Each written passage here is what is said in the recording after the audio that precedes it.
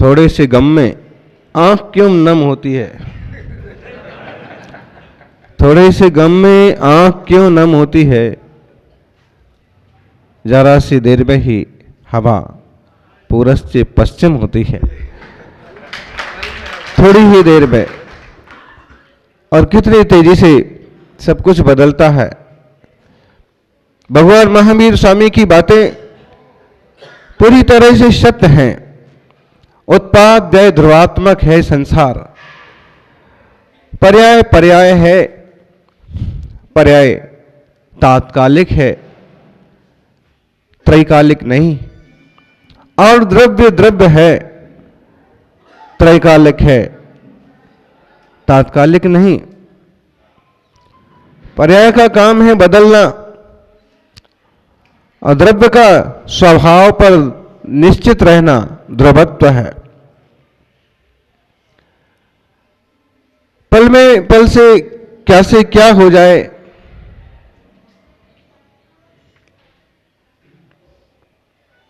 जो हेलीकॉप्टर अभी आकाश में उड़ा है वापस जमीन पर आएगा, उसकी कोई गारंटी नहीं है।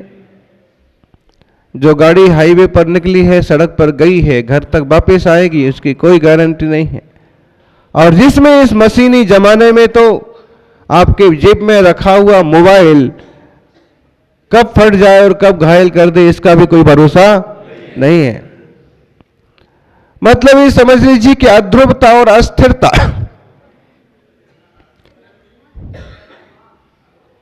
सब तरफ से दोलायमान है।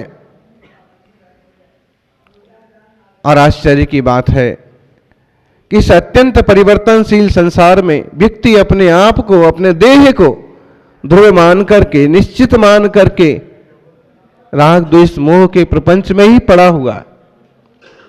उसके आगे का सोचता नहीं है, जबकि ये सोचना चाहिए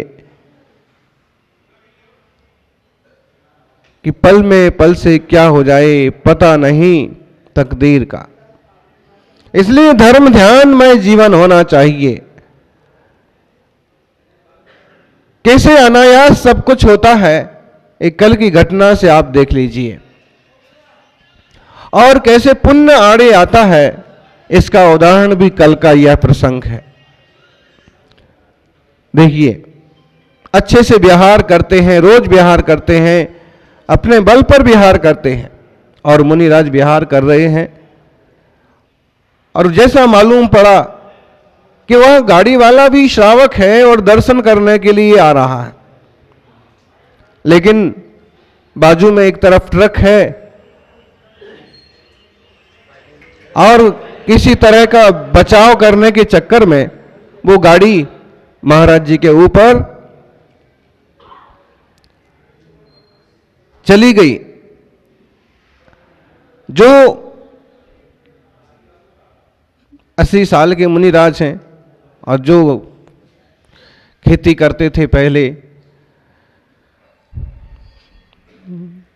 घर में भी धर्म ध्यान करते थे, 20 साल से दीक्षा लिए सुकुमार सागर जी। तो वो तो क्या हुआ कि गाड़ी एकदम सामने आई तो गाड़ी पर चढ़ गए।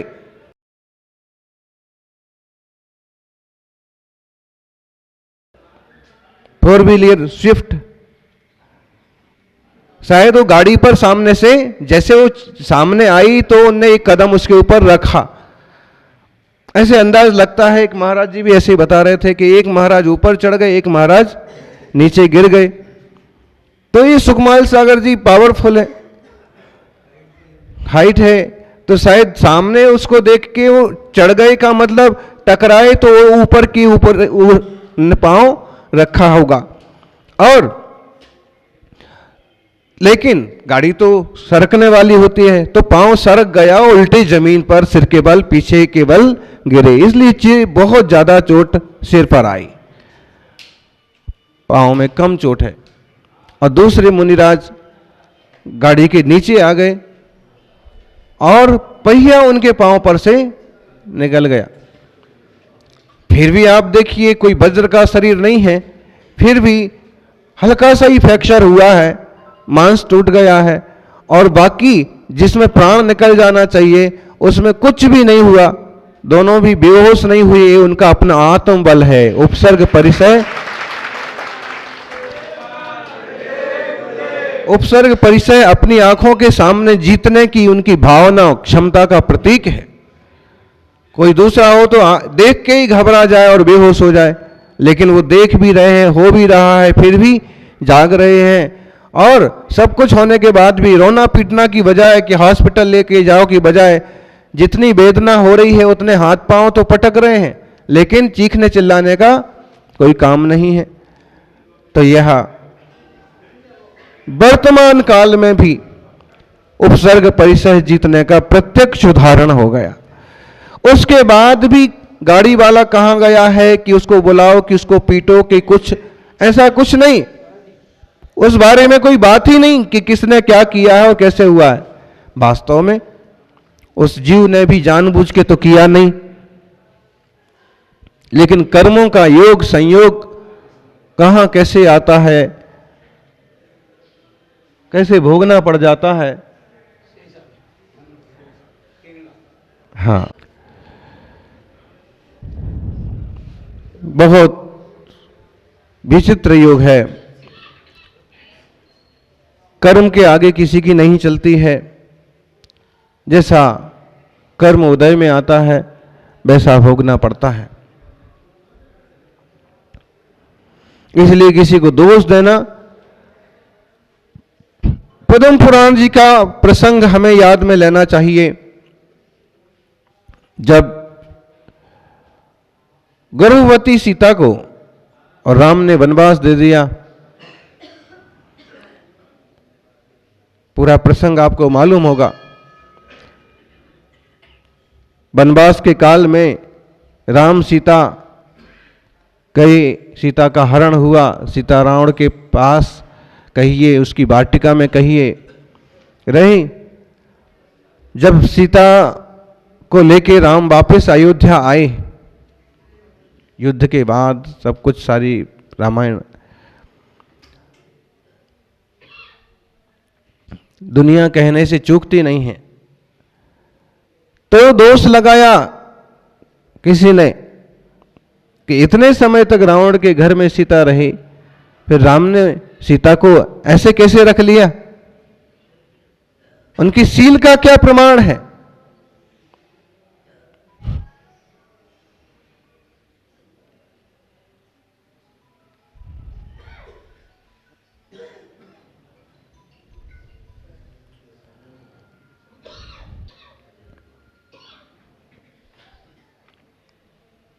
उस अववाह के कारण से उन्होंने उनका वनवास करा दिया। किसी धोबी ने कह दिया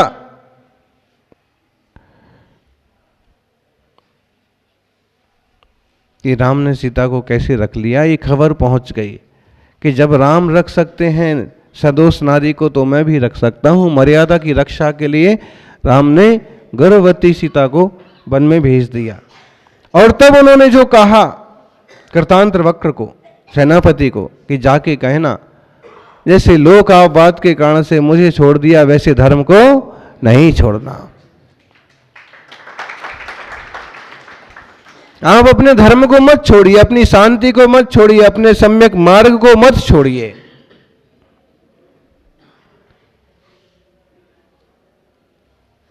और जब ये सारी बात सामने आई तो उन्होंने यही कहा कि इसमें राम का कोई दोष नहीं है, इसमें मेरे कर्मों का दोष है। कुछ ऐसा किया होगा। सीता ने यही कहा कि कुछ ऐसा किया होगा, कुछ ऐसा हुआ होगा कि मुझे ऐसा देखना पड़ रहा है, मुझे ऐसा भोगना पड़ रहा। राम को भी जब वन भेजा तो उन्होंने भी कैकेयी को कोई दोष नहीं दिया। पिता की आज्ञा है, ऐसा ही योग संयोग होगा।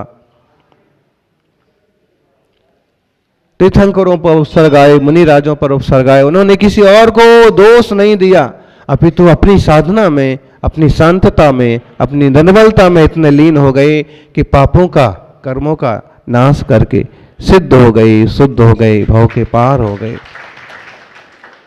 जीव संसार में अनादिकाल से है और सब ने तरह तरह के आश्रय बंध कर रखे हैं, कर्म कर रखे हैं, सब अपने अपने कर्मों का फल भोगते हैं। अच्छे कर्म किए हैं, आज इंसान हैं, वीतराग जिन धर्म में है। खोटे कर्म किए हैं, इंसान होने के बाद भी पाप प्रवृत्ति करते हैं। अच्छे कर्म करेंगे अच्छी गति मिलेगी, खोटे कर्म करेंगे खोटी गति हो जाएगी।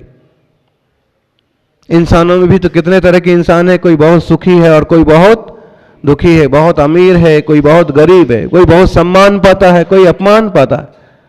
और ये जानवर भी कहां से आते हैं? इंसानों में से ही तो खोटे कर्म करने वाले जानवर बन जाते हैं।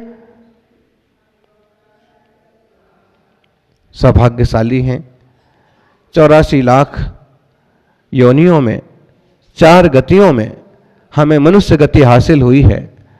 और आज इस पड़ाव पर, इस मोड़ पर हम हैं कि हम सम्यक ज्ञान, वेद विज्ञान, तत्वबोध के बल पर अपनी आत्मा को विशुद्ध करने का, शुद्ध करने का, निर्मल करने का पुरुषार्थ कर सकते हैं। वासना और पापों के झंझट से बचकर के आत्मशुद्धि के मार्ग पर बढ़ सकते हैं। और दिगंबर मुनि तो जीते जागते महाव्रतों के मूर्त रूप हैं, दया करुणा का चलता फिरता स्वरूप हैं। और उनकी इस मुद्रा से जन जन प्रेरित होता है कि पाप प्रवृत्तियों से बचें, परिग्रह वृत्ति से बचें। और मेरा कुछ नहीं है, कुछ पाने के लिए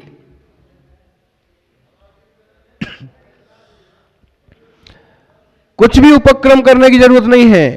इतना निश्चित मानिए कि जो मेरा है वो कहीं जाता नहीं है, और जो कहीं जाता है वो मेरा है नहीं। अब इसको निश्चय दृष्टिकोण से समझें, द्रव्यार्थिक नय से समझें तो मेरी आत्मा, आत्मा का ज्ञान, दर्शन, स्वभाव, शांति, जो यह गुण है, ये कभी भी त्रिकाल में भी किसी पर पदार्थ के हो जाने वाले नहीं। और हम जड़ से, देह से कितना मोह करें तो भी देह आत्मा का होने वाला नहीं है। ऐसे व्यवहार से समझिए कि आपके भाग्य में जो ग्राहक लिखा है, जो व्यापार लिखा है, वो कोई छीन नहीं सकता। और आपके भाग्य में नहीं लिखा है तो आया हुआ भी चला जाता है। इसलिए पुरुषार्थ की जगह पुरुषार्थ करें, आत्मशुद्धि का पुरुषार्थ। और कभी विपरीत परिस्थितियां सामने आ जाती हैं तो हमें भाग्यवादी बन जाना चाहिए कि कोई बात नहीं, ऐसा ही योग संयोग था, ऐसा ही भाग्य में होना था, हो गया।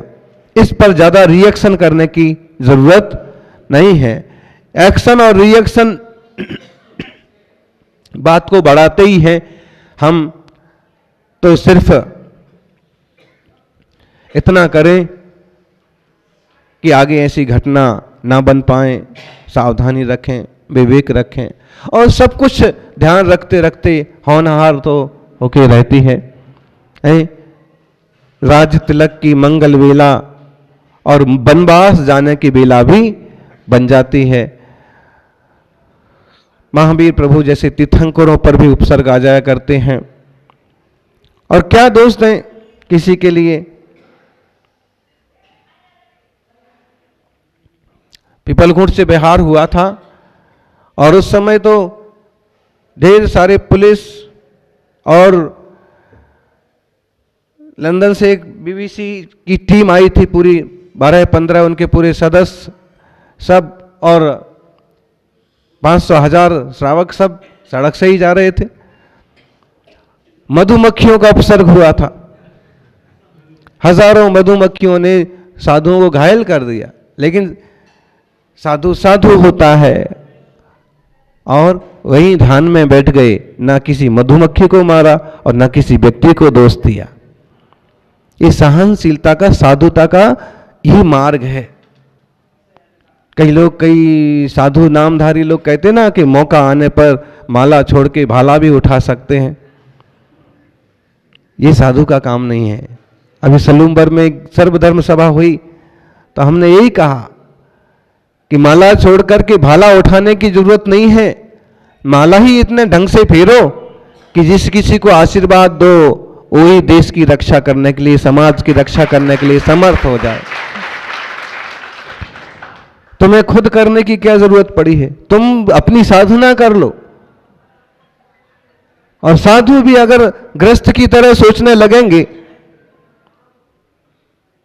गृहस्थ की तरह काम करने लगेंगे, तो साधु किस बात के? तो ये देखिए आपके सामने ऐसा प्रसंग बना, नहीं बनना चाहिए लेकिन बना, कि इतना सब कुछ होने के बाद भी धैर्य और शांति से मुकाबला किया। हॉस्पिटल जाने का भी कोई काम नहीं है। दिगंबर मुनि हॉस्पिटल नहीं जाते हैं, समाधि मरण करेंगे लेकिन अस्पताल में नहीं घुसेंगे। हाँ, कोई भक्त हो, डॉक्टर हो और आकर के कुछ उपचार करे, वो भी बाहर से, तो करे। सरकारी दवाएं भी नहीं खाना है, बाजार की मेडिकल की दवाएं भी नहीं खाना है। लकड़ी पत्ते वाली जो देसी आयुर्वेद की औषधियां हैं, शुद्ध मिले तो वो भी 24 घंटे में एक बार, जब खड़े होके आहार पानी लेते हैं तब। बैठ के आहार पानी भी नहीं करना है। जब बीमार हो गए हैं तो लेट करके उनको 2-4 बार खिलाओ पिलाओ। उनका महाराज जी अस्वस्थ है तो कल से अभी तक कुछ लिया नहीं है, अब लेंगे, खड़े होके लेंगे, हाथ की अंजुली में लेंगे, और जितना लिया जाएगा तो लेंगे, नहीं लिया जाएगा तो बैठेंगे, उपवास करेंगे, तप करेंगे। इसलिए कहते हैं कि दिगंबर जैन मुनियों का मार्ग सूरों का मार्ग है, कायरों का मार्ग नहीं है।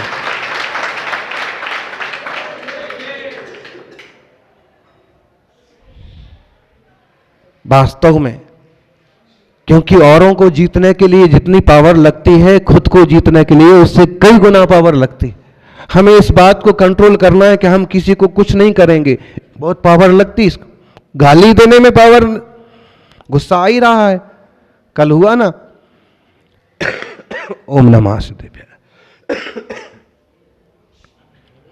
हुआ भी कि उसकी गाड़ी तोड़ दी और उसकी थापड़ लगा दिए। अभी तो होता है, इस आम लोग ऐसे ही तो करते हैं, लेकिन जो विवेकवान ज्ञानी सत्पुरुष होते हैं वो ऐसा, ये आत्म कंट्रोल करना ये ज्यादा पावर का काम है।